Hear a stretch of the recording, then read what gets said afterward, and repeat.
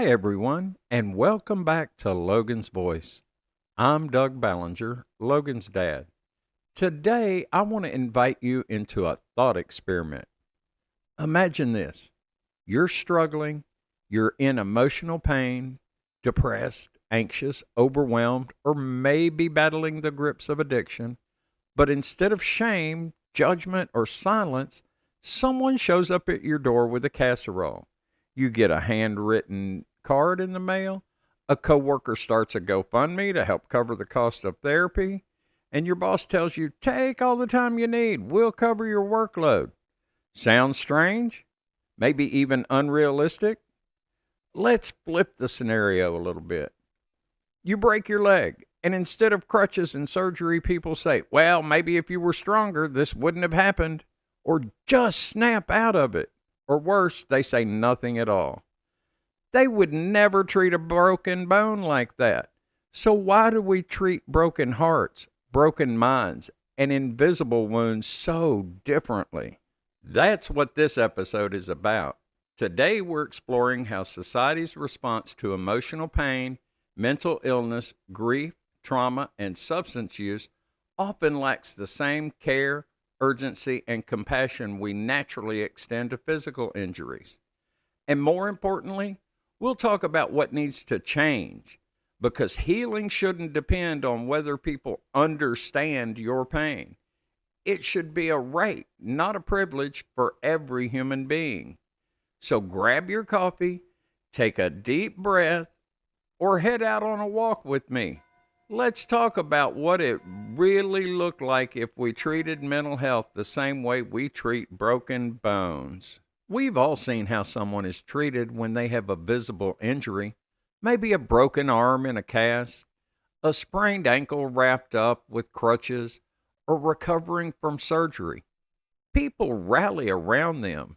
They hold doors open, offer to carry things, send flowers, bring meals. There's sympathy, there's support. But when the injury isn't visible, when someone is struggling with depression, anxiety, PTSD, or addiction, it's a different story. The tone shifts. Instead of compassion, there's discomfort. Instead of casseroles, there's silence. Or worse yet, judgment. If someone walks into a room on crutches, no one says, you're just doing this for attention. But if someone takes a mental health day, must be nice to get out of work. If a person is recovering from knee surgery, people don't say, well, you did this to yourself. Maybe you should have been more careful. And when it comes to addiction, people often say things like, they chose this. They made bad decisions. Imagine someone in the ER with a broken leg being told, we can't treat you until you admit it's your fault you fell. That would be absurd, but that's the exact experience many people face when they seek help for mental health or substance use disorder. The truth is, emotional and psychological injuries are just as real as physical ones. They just don't come with crutches, casts, or easy explanations. And because of that, people often suffer in silence, afraid to reach out for help because they fear being blamed, dismissed, or shamed.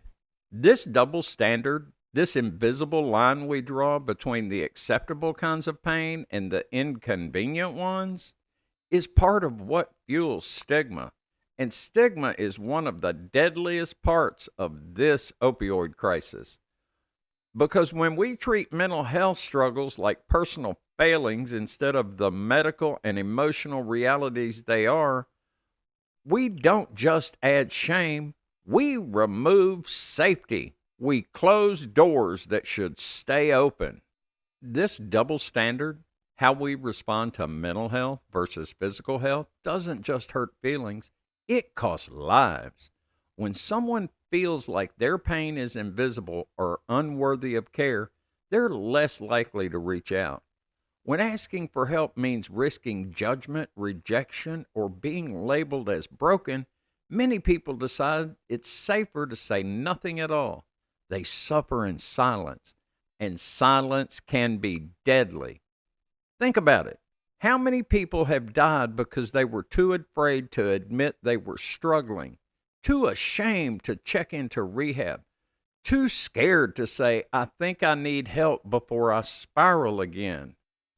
How many have overdosed because they didn't feel safe enough to talk about their relapse? How many teens are hiding their depression behind a smile because they don't want to be called dramatic or too sensitive? These aren't hypotheticals. These are the people we've lost. These are the people we love. And it doesn't stop with the person struggling. It affects families, workplaces, schools, entire communities. When we dismiss someone's mental or emotional pain, we create ripple effects: lost jobs, fractured relationships, children without parents, parents without children. And we rob people of something even more basic than support. We rob them of hope. You know, I think a lot about Logan and how the world responded to his struggles. There were people who helped, but there were also people who judged, people who backed away, people who acted like he was less than, when really he was in more pain than most could understand. We lost Logan to a poison drug supply, yes, but we also lost him to a system that still sees addiction as a moral failure instead of a medical issue. And that, too, is a product of this disparity we are talking about today.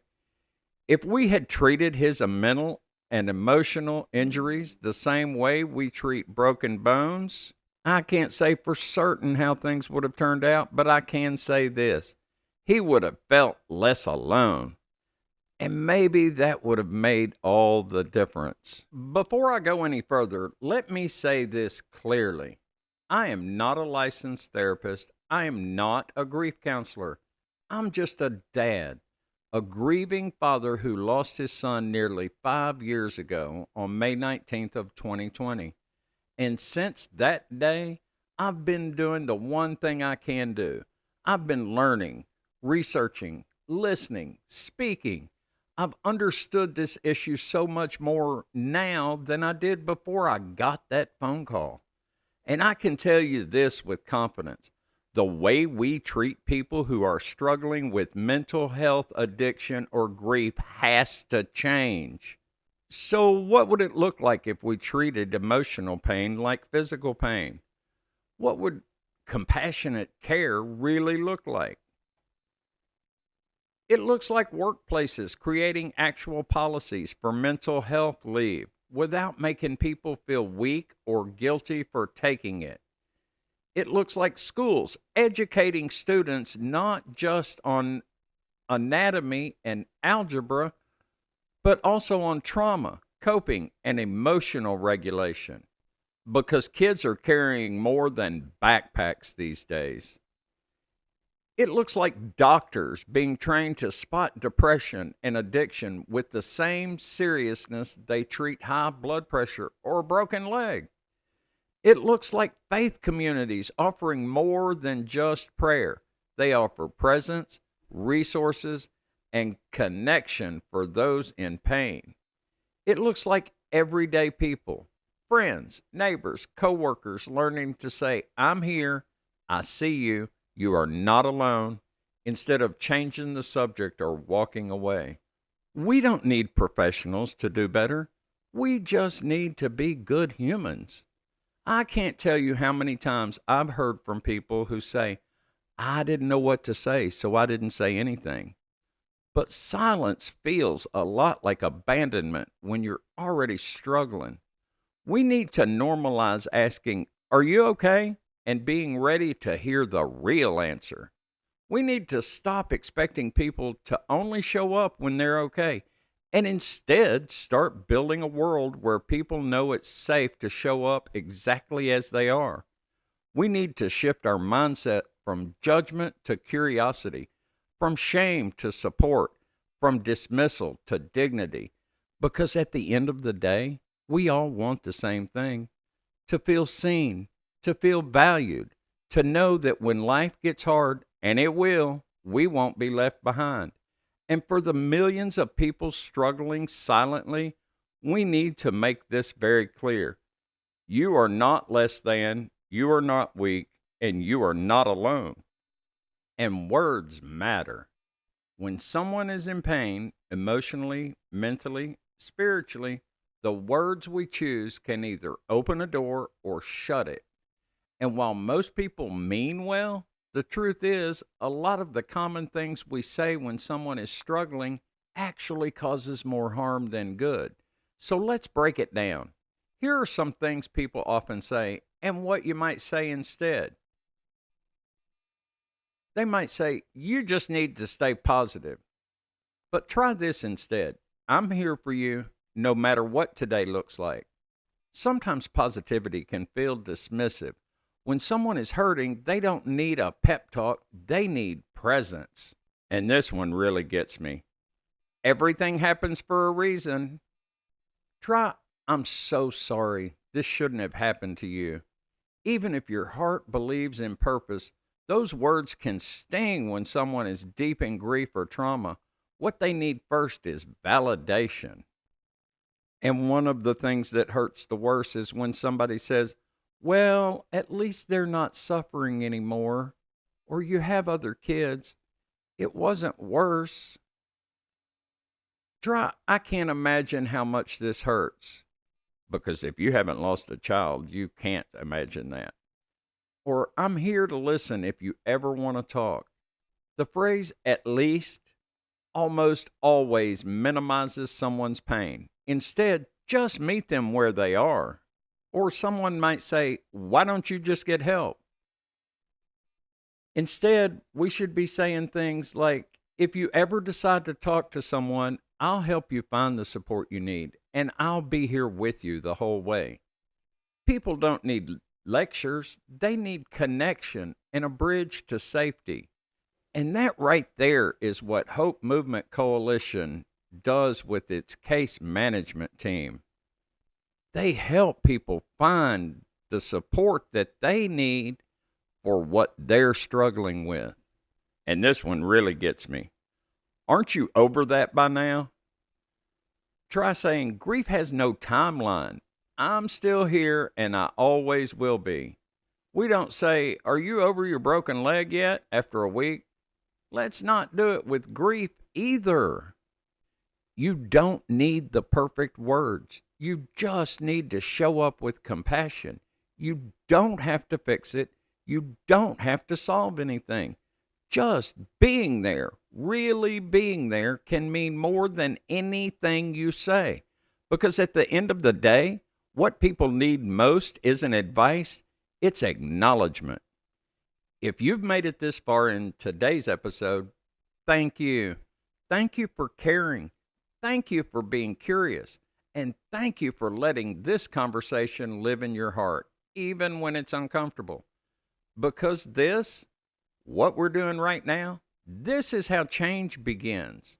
It's not always through legislation or headlines or massive policy shifts. Sometimes the real change starts in quiet moments like these, when we decide to think differently, speak differently, and show up for each other in new ways. No, I'm not a therapist. I'm not a grief counselor. I'm a father, a man who had to learn too late how deep these problems really go. But now that I know, I can't stay silent.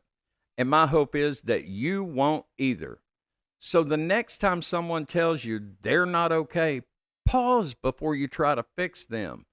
The next time you see someone in active addiction, remember, behind that struggle is someone's child, someone who didn't just wake up one day and choose to suffer. And the next time you find yourself hurting, please don't keep it to yourself. Your pain is not a burden.